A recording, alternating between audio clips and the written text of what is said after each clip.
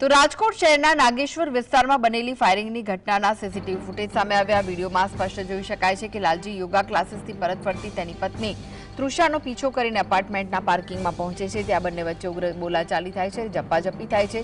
આ દરમિયાન આવેશમાં આવીને લાલજી પહેલા તેની પત્ની તૃષા પર ફાયરિંગ કરે છે અને ત્યારબાદ તરત જ પોતાને ગોળી મારીને આત્મહત્યા કરી લે છે।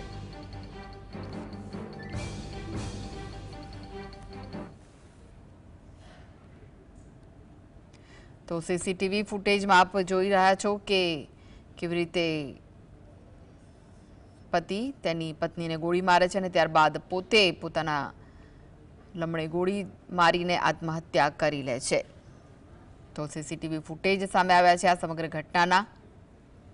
આવેશમાં આવીને લાલજી પહેલા તેની પત્ની તૃષા પર ફાયરિંગ કરે છે અને ત્યારબાદ તરત જ પોતે પોતાને ગોળી મારી અને આત્મહત્યા કરી લે છે।